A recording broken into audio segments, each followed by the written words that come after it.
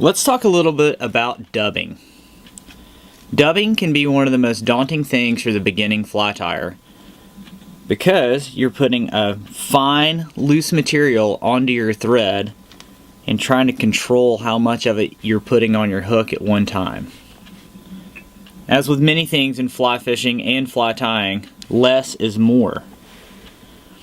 So we're going to start by looking at some different dubbings, and then we're going to put some on this olive soft tackle that I'm tying because it's a rainy day and that has me in the mood to tie olive soft tackles.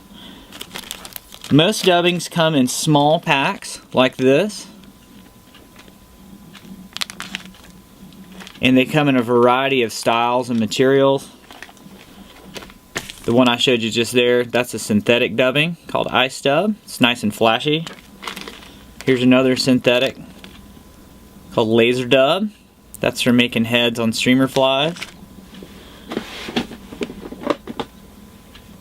This is dry fly dubbing, and it's super fine. It's for making small bodies on dry flies. And it's a synthetic as well. And then you have natural dubbings. This is a hair dubbing here. And you can see in these boxes, these are kind of like variety packs. This one I made myself of the colors I like best from Hairline Dubbing.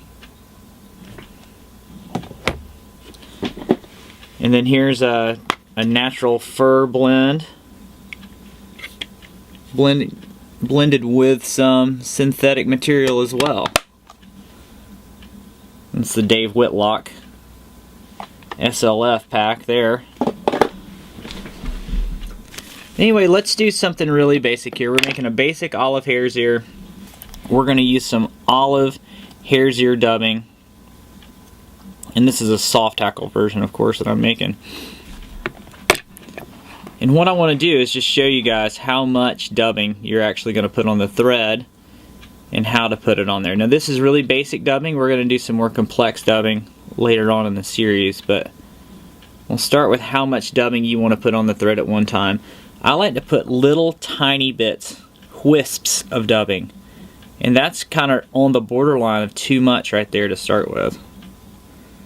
So what I'll do is I'll take this and I'll just twist it onto the thread, and if I'm looking straight down my thread at you like this, that's counterclockwise.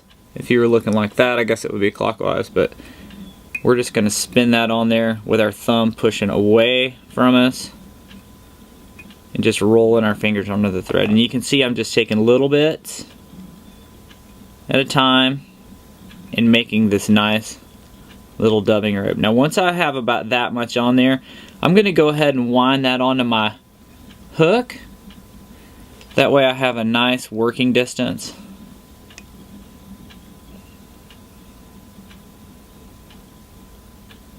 There. You can see it's got a little bit of a taper to it, which is always good with a fly. I'm going to put on a little bit more.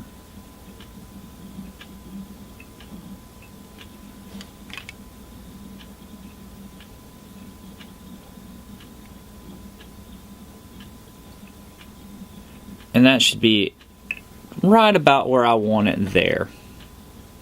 What you don't want to do with dubbing is take this much dubbing and try to put it on the thread. You can see it doesn't really wind on there, and when you wind it around, it just sort of makes a mess and it bulks up too fast.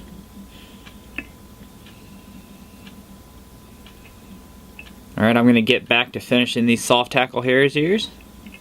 That's basic dubbing. And we'll talk about other types of dubbing a little bit later.